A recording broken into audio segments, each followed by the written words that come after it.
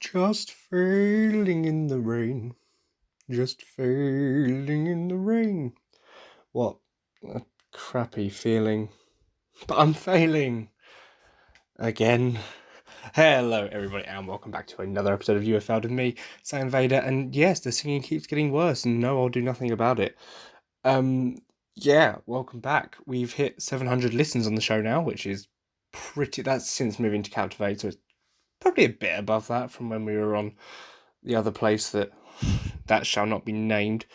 But yeah, I was completely blown away, especially by the support last week. I was getting some big spikes in numbers and it was all fantastic. So thank you so much for all the constant support to get this show going and to keep it going. And, thank you very much. But without further ado, I suppose we should get into the show, and we will obviously be starting off with the little caveat about Black Lives Matter, because it's still a very, very, very, very important cause that still doesn't get, I think, the attention that it deserves. Media's died down. Obviously, you've got coronavirus now, you've got presidential elections. You should vote. Well, I'm not American, but you should vote. But, with all this other stuff going on now, mainly the current pandemic, Black Lives Matter has sort of been pushed to the wayside. And whilst I agree the pandemic is important, we can't also ignore the fact that there is still systematic racism, there's still just blatant racism, and it's something that needs to be stopped, just for the sake of humankind at this point, just to be better, be nice to each other. But if you do want to help, and I sincerely hope you do, because if you don't want to help Black Lives Matter, you're scum and you can please fuck off. It's plain and simple. If you do want to help, you can go to www.blacklivesmatter.com, where you can find out ways to help monetarily or non-monetarily, and find links and things, and just to advise you and help you in daily life, to maybe get rid of some things that maybe you've done, you don't realise it's offensive, and maybe it is to some people. But you can also keep the conversation going on social media by using hashtags BLM or hashtag Black Lives Matter when discussing it on social media, to keep the conversation going and to make sure people keep educating themselves and we keep working towards a better tomorrow. Because I'm hoping one day we get to a point where no minorities are oppressed and, we're all hunky-dory. But we're not there yet. We've made progress, yes. We've made a lot of progress from how bad it used to be, but still not enough. Until we're completely equal, that is when, I'll shut the fuck up about this. But with that, I suppose, covered, we shall now get into the main topic of the episode. And this week we're going back to Yu-Gi-Oh! I know, I only did that 2 weeks ago. I went from Yu-Gi-Oh! To a West Endish show, West End performers putting on a concert, essentially. Back to Yu-Gi-Oh! Again. I'm really mixing it up, guys, and I really hope you're looking forward to this. This week we're going to be talking about Yu-Gi-Oh!, but a very specific part of Yu-Gi-Oh! We're just going to be covering the Duelist Kingdom arc, which obviously for audiences in the West, that is the arc that kicked it all off. And for audiences in the East, that is the arc that really solidified Duel Monsters and that particular card game as what Yu-Gi-Oh! Would become going forward. Because obviously you had the Season 0 and the Death T arc and everything based on the original manga did come out in Japan. But that's why the original series is actually called Yu-Gi-Oh! Duel Monsters, because there was an original series that came out based off the original events of the manga, just called like Yu-Gi-Oh! In Japan. And then when they brought out the second season, which for us was the first season, they called it Yu-Gi-Oh! Duel Monsters. That's why our first one is called Yu-Gi-Oh! Duel Monsters and not just Yu-Gi-Oh! Technically, but everyone still knows it as Yu-Gi-Oh! But it is, to be fair, I refer to it as Duel Monsters. If I'm ranking Yu-Gi-Oh! Series, I'll call it Duel Monsters. Anyway, that's a little factoid for you. But yeah, Duelist Kingdom, the arc that started it all off, and obviously the arc that for a lot of us is the reason that we are still duelists or still like the show today. I say as I look at my many decks of Yu-Gi-Oh! Cards. Yeah, I'm still obsessed, and Duelist Kingdom has a big part in that. That was obviously... Duelist Kingdom is obviously, from the first episode up until... I'm probably not going to involve the filler. That can just be a maybe. But I'm going to sort of end it sort of when Pegasus is defeated, pretty much, and that story wrapping up is going to be what I'm going to consider the Duelist Kingdom arc, full of many iconic moments, not all of them for the right reasons.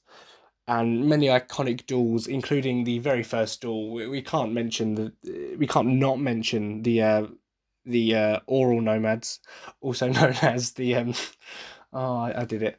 We can't not mention Jesus Christ, the very first duel of the show, which has become an iconic duel at this point. That is where we are first introduced to iconic monsters such as the Dark Magician, the Blue Eyes White Dragon, my personal favourite, as I've made very clear time after time and time, and of course the unstoppable Exodia, and the famous moment of Exodia, obliterate, and Kyber literally has his ass handed to him on a plate.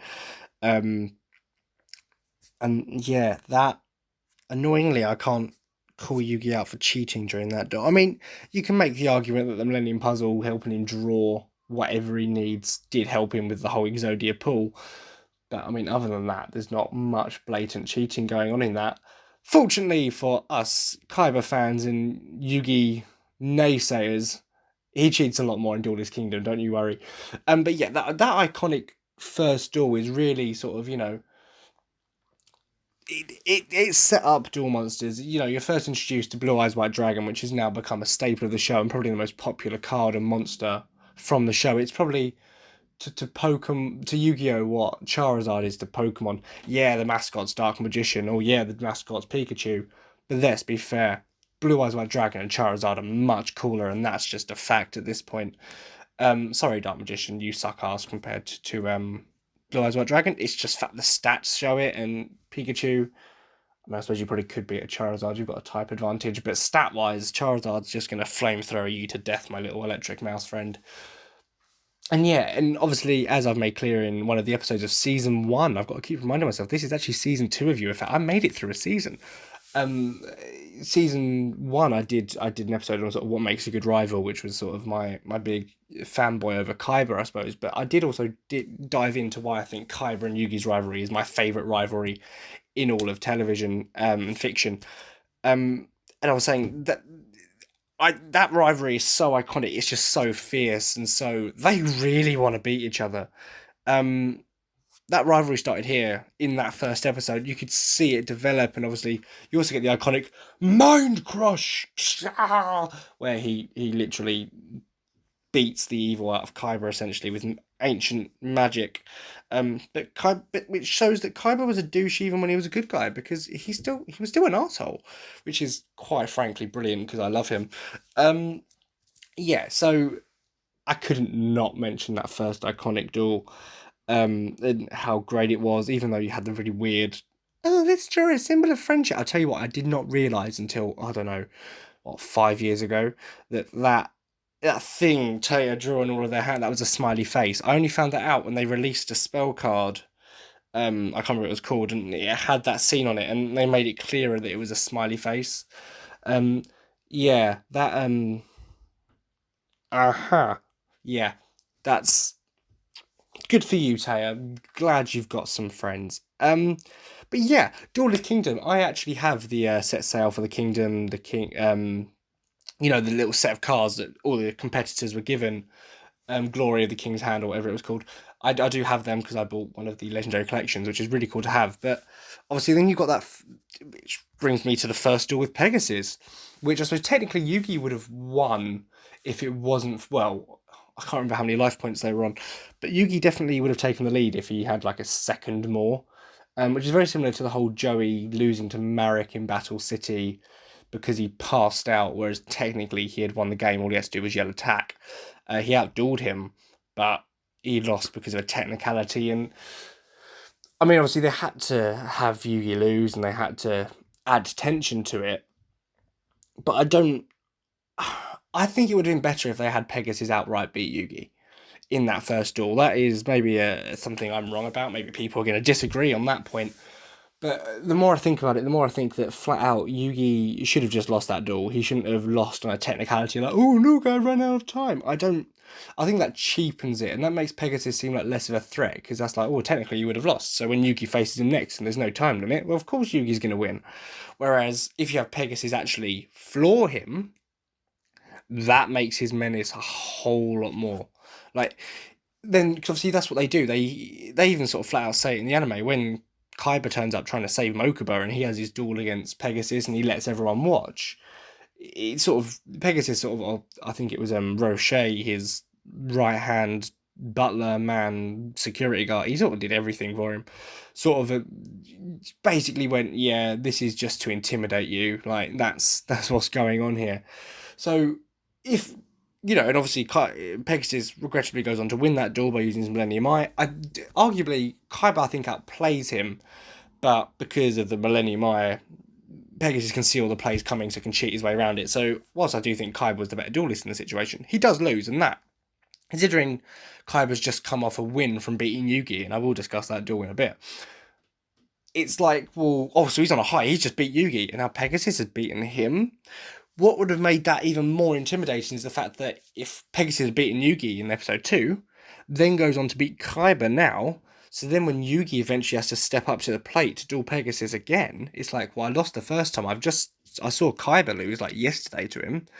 What am I going to do? And it makes, I think, the threat seem a lot bigger for Yugi if he had lost that initial duel fairly, or like not on a technicality, but Pegasus had just outdueled him and beaten him. But I mean, that's maybe a minor bugbear compared to the rest of Duelist Kingdom. I will say, my first introduction to, well, no, it wasn't my first introduction, but I remember, maybe it was my first introduction that got me properly into the show, and then I watched it properly. It was my nan and granddad. They had a DVD with 3 episodes on it. 3 episodes, right? And it was the episode where Yami Bakura shows up for the first time and duels Yugi in the Shadow Realm and traps all of them in their favourite cards. And then the 2-part episode against Panic, right?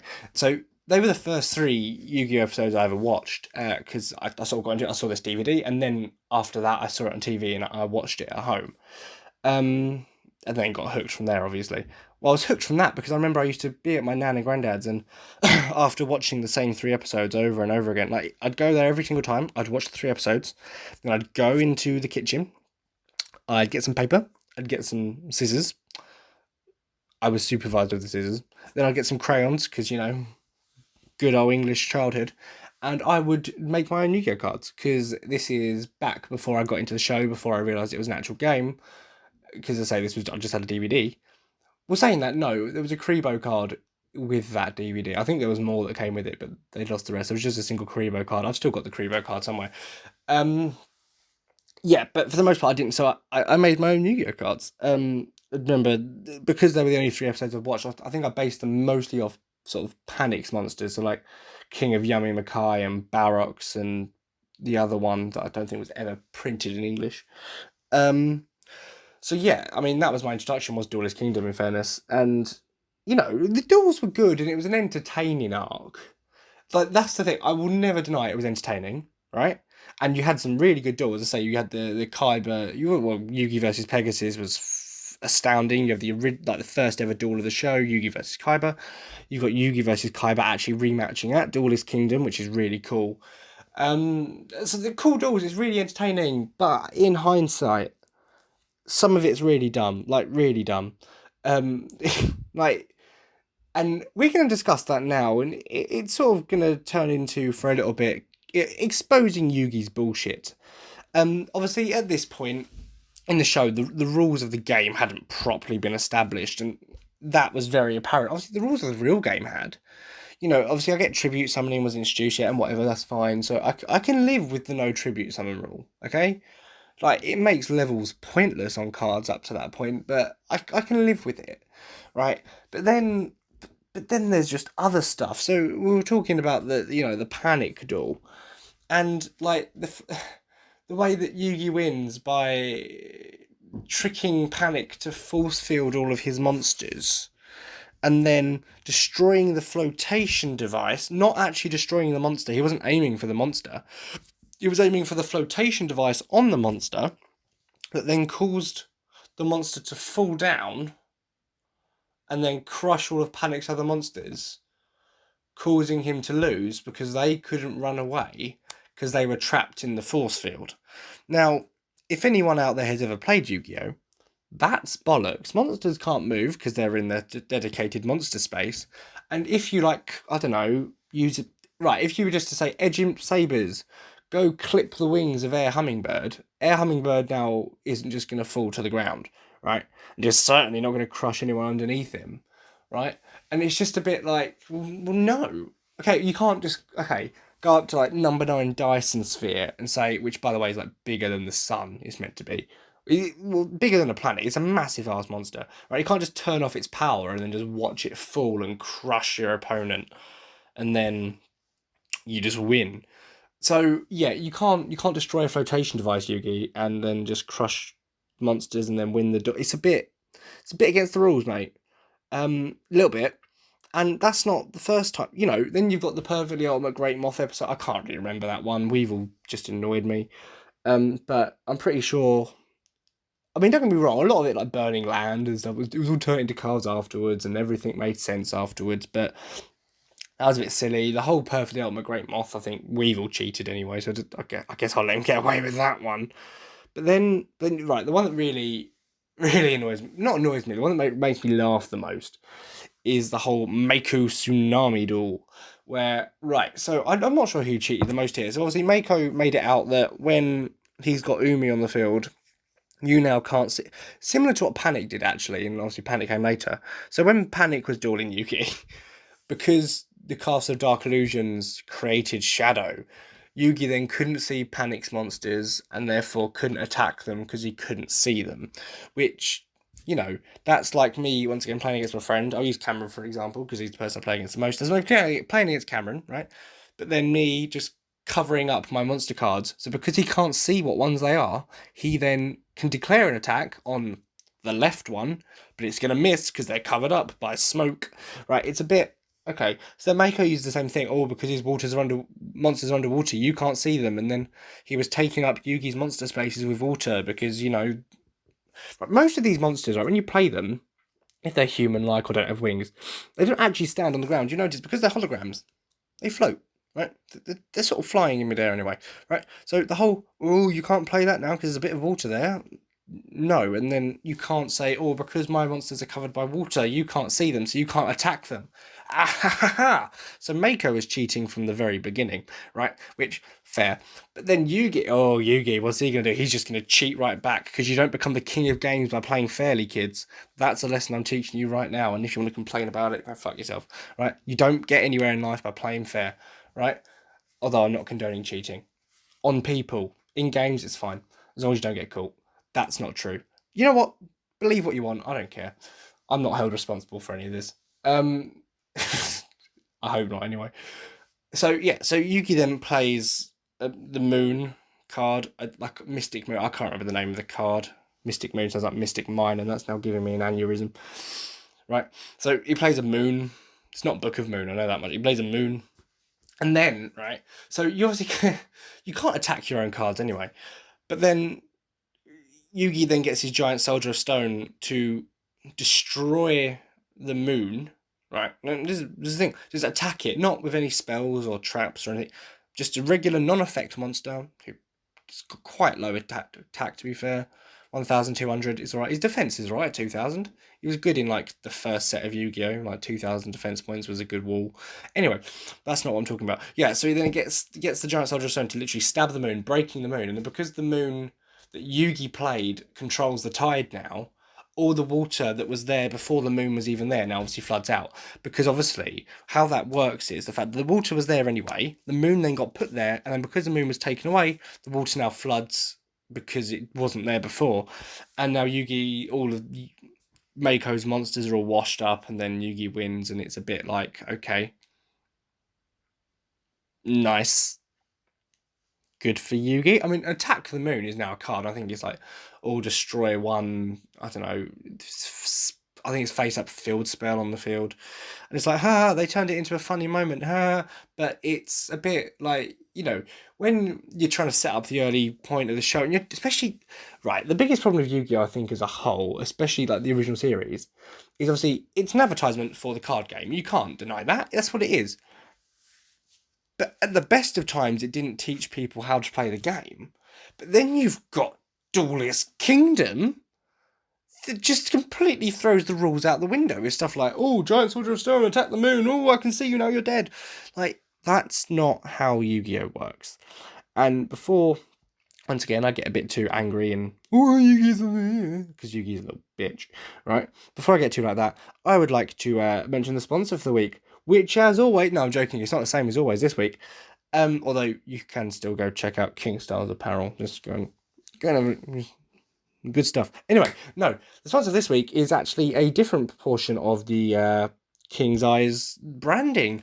It is the commissions page run by Schmerp. He does that brilliant work. Honestly, it's fantastic. He helped Edo design the Klansman Unite collection, which it's all brilliant. Go check that out. Obviously, once again, at King Styles Apparel. But his work is absolutely fantastic. He did the complete rebrand for Sigil Arts, which is obviously the network we're a part of.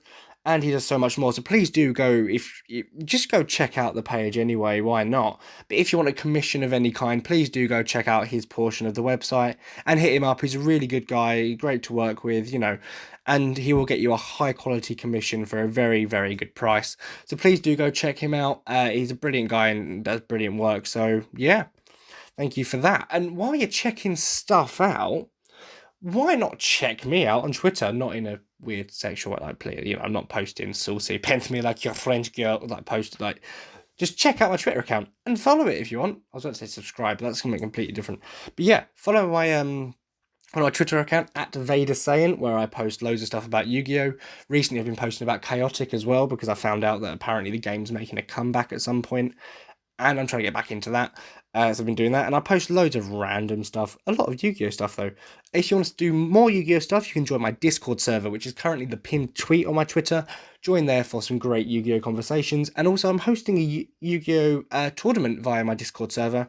We're still in the planning process of that, but I've got some competitors at the moment. If anyone wants to join that tournament, go to the Twitter at Vader Saiyan, find the pinned tweet, which is my Discord server, join in and drop a message in the Discord saying you want to take part in the competition, and I'll add you to the duelists list of duelists, and we will obviously then sort out the tournament where I'll be giving away a prize to the winner and hopefully making it a bit more of an annual event. And I suppose why I'm plugging stuff, I might as well plug. We like pugs. Plug the show page, which is at You Have Failed SV on Twitter as well. That's the best way to get any updates on the show when a new episode's out. Also to the Discord server as well, to be fair. When a new episode's out, why there isn't a new episode out, if there's something going on, or any big announcements. And the Discord server, actually going back to that, is also a way to get involved with the podcast and potentially be a guest on it at some point. Anything else to plug? Yeah. Okay, I'm just going to go plug Central. I don't care. It's my stuff. So I am also at some point planning on very soon doing a Pokemon Sleep Lock. If you don't know what that is, it's basically doing a Pokemon Nuzlocke. If you don't know what that is, no, I don't have time to explain that here. Basically, it's a type of Pokemon challenge that makes it harder. First Pokemon of every route. If Pokemon faints, it dies. You can't use it again. If all your Pokemon faint in your party, you've lost the Nuzlocke. End of. So a Sleep Lock is one of that, where you play through the entire Pokemon game, and you either beat the game, lose the Nuzlocke challenge, or fall asleep trying. So I will be doing a Sleep Lock at some point soon, streaming that on either Twitch or YouTube. I haven't decided yet. And I haven't decided what game yet either, but that will be something I'll be doing very soon, so please do look out for that, and perhaps tune in when I get to it. But without further ado, I think I've shamelessly plugged enough. It's time to get back into talking about Yu-Gi-Oh!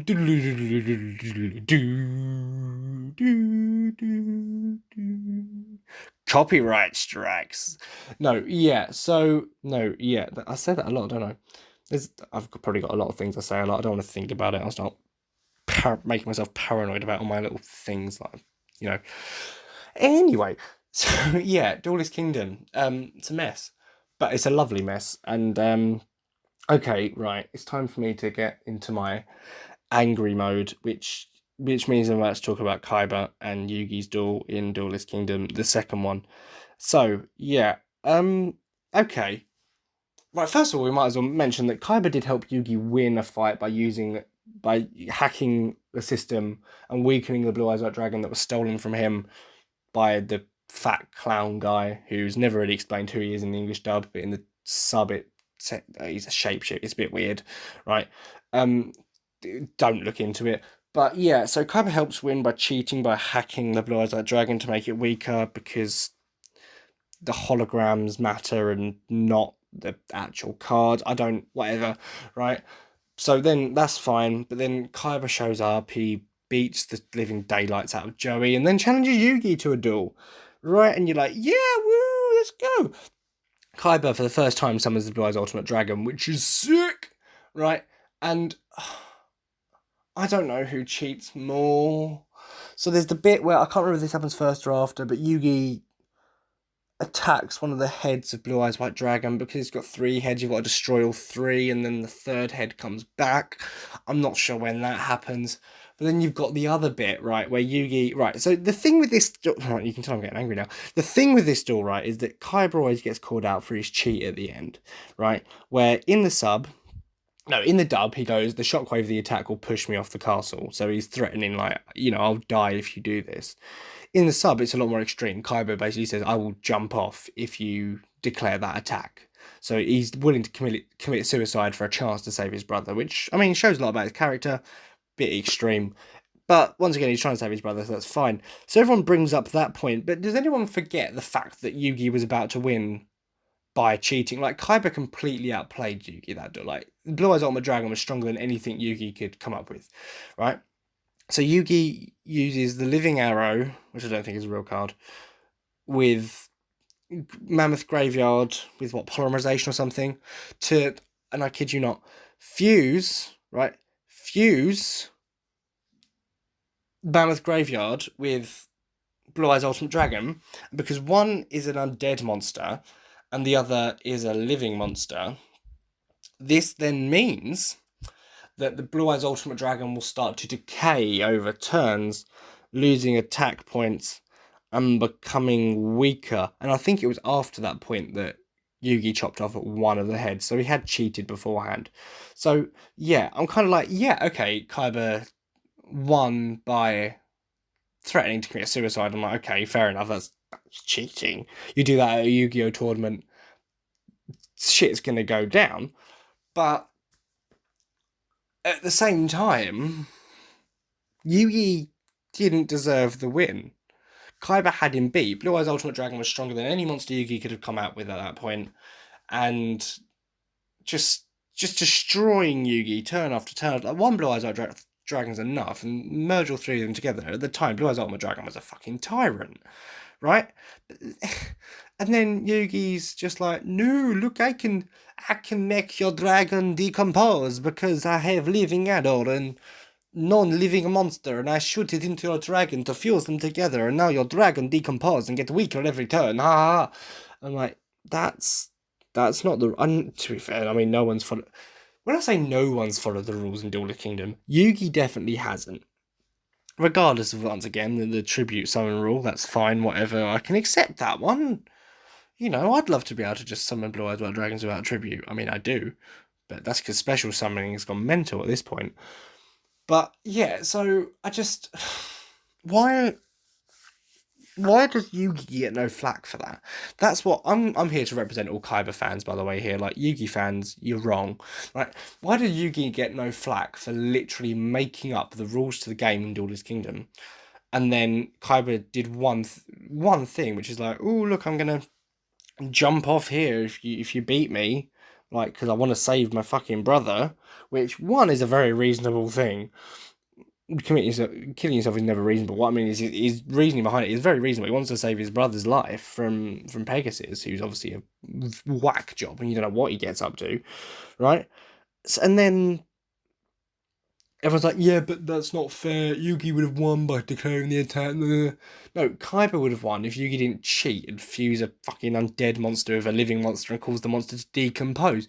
That's not how the game fucking works. I can't Cameron, right, who I play against, cannot put a zombie monster in his deck, right? Bear in mind, I'm pretty sure Mammoth Graveyard isn't even a zombie type monster. I'm pretty sure it's a dinosaur type monster. So that's another thing, right? It's not even an actual undead category, I guess. Like, nice one, but you can't. Right, Cameron can put Mammoth Graveyard in its deck, somehow manage to fuse it with one of my monsters. I mean, super polymerization, fair enough, okay, cool, and then start to make my dragon decompose.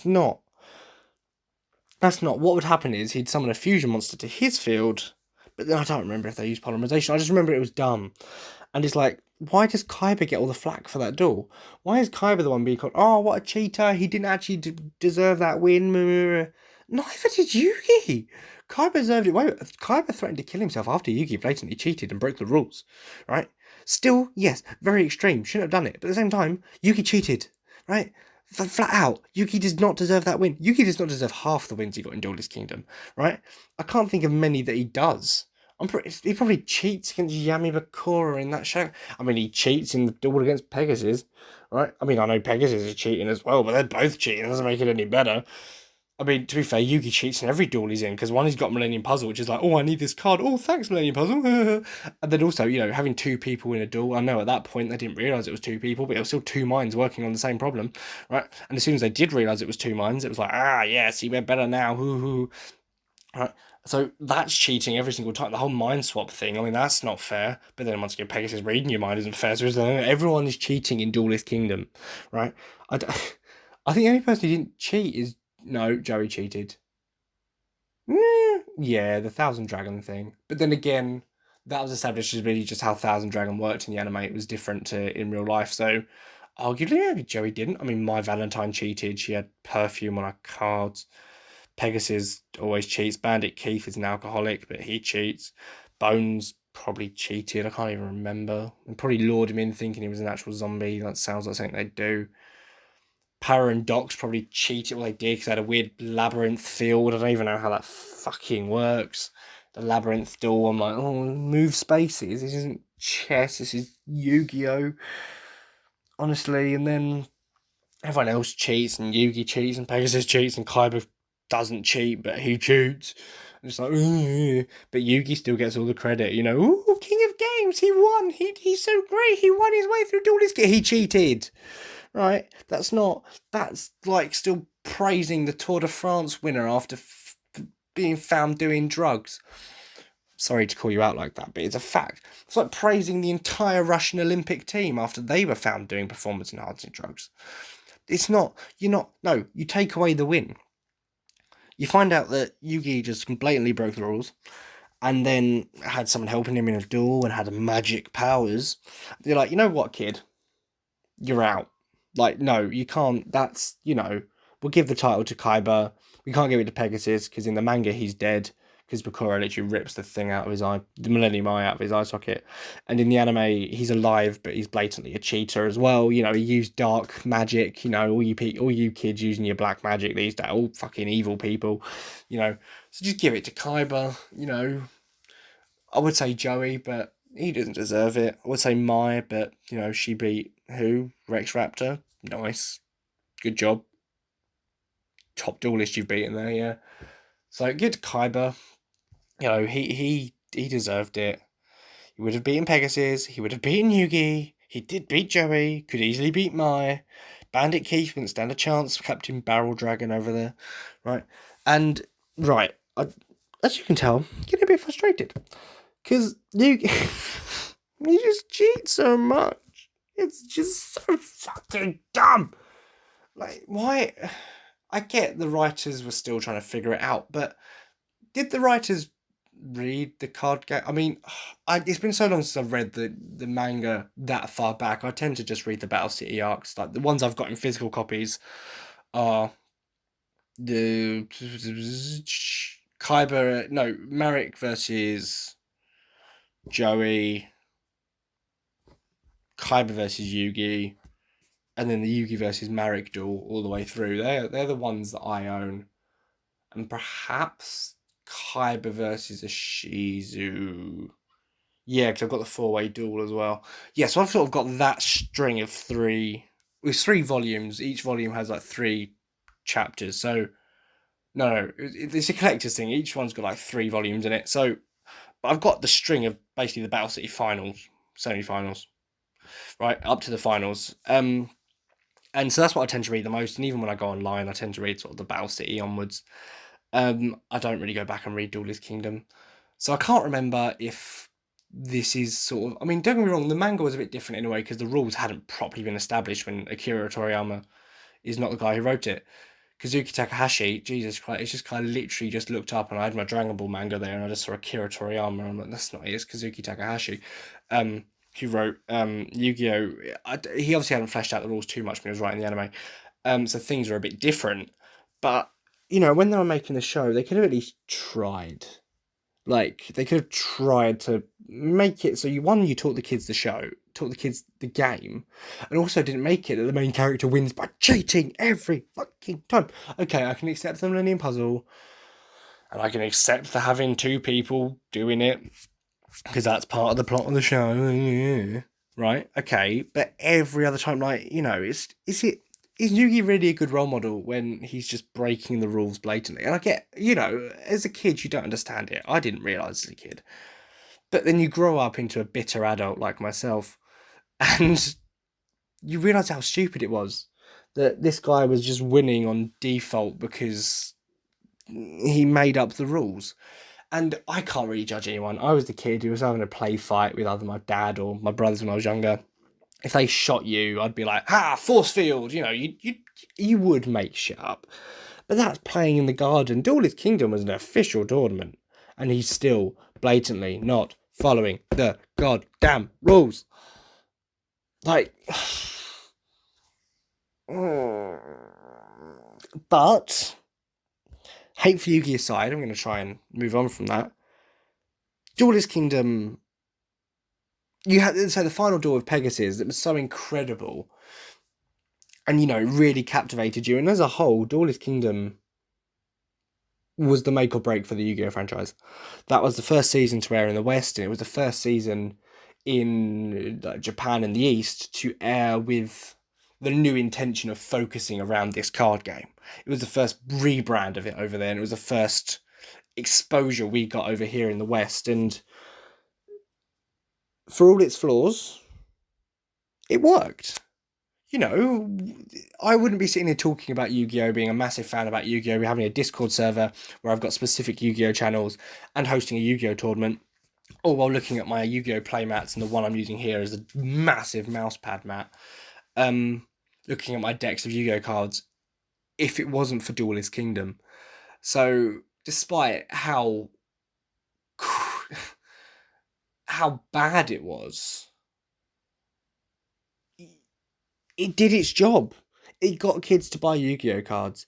It got kids to keep watching Yu-Gi-Oh, so they'd buy Yu-Gi-Oh cards up until the day they die. And it did it whilst not following the rules, which, yes, made it very confusing when you then got into the game, because there was obviously always a point where someone thought you didn't have to tribute someone for a monster. There was always a point where someone thought you had 2,000 life points. There was also always a point where someone thought you had 4,000. Fucking 8,000. The only reason I had 2,000 is because I actually get the plot moving a lot. I mean, some of those duels took 4 episodes anyway, and it's fucking 2,000 life points. Imagine if they did it with a full 8,000. My fucking god. Right? It's ridiculous. But, yeah, for all its faults, for all its flaws, and it has many, for all Yugi being an absolute cheating bastard, and for all of Kaiba being the amazing tech genius, billionaire, cool asshole that he is. Okay, that one's not a negative. Yu-Gi-Oh made it, and it's still going today. You've got Yu-Gi-Oh 7s going, and whilst the anime is obviously going in a different direction with the new Rush dolls, the card game, the TCG is still very strong, the OCG is still very strong. You've still got, I know, at least all the way up to Arc 5, or Arc V, depending on how you want to say it, are currently on Amazon Prime. I'm pretty sure the original series, Duel Monsters, is on Netflix. This is a series, it's still very strong, and I still regularly go back and watch Duel Monsters or one of the other series. I'm currently staring at my Dark Side of Dimensions and Bonds Beyond Time DVD that I have here with me at uni. It's... Yu-Gi-Oh worked, and at the end of the day, despite what I've said, that was because of Duelist Kingdom. Despite, as I say, it's massive, massive, massive flaws, and the fact it just didn't know how to play the card game, it got kids to play the card game. So even though it didn't do it well, you as a kid, you'd sit there and you'd see a Blue Eyes White Dragon, Dark Magician, Red Eyes Black Dragon, Relinquish, Toons on the screen and be like, I want to play those cards. So you went out and bought the packs. And maybe when you were a kid, you didn't play it properly. Maybe you didn't tribute summon. Maybe you did use 2,000 life points. I'm pretty sure I used 4,000 when I first started playing. But it doesn't, because when I really started getting into it and actually buying the cards and playing it properly, GX was coming out, just to clear up. So they'd moved to the 4,000 by that point. 2,000 was still in the stages when I was making my own cards in my nan and granddad's living room. True story. Yeah, so, it, despite not following the rules, it got kids to play the game, and whether they were playing the game properly or not, they bought those cards, it made Konami money, and it turned those kids into adults who now play the game properly and still have a massive, massive love for the game and a love for the show. And that is where making this final decision gets a bit difficult, because I've got to weigh up head and heart, nostalgia, and actually, was it good?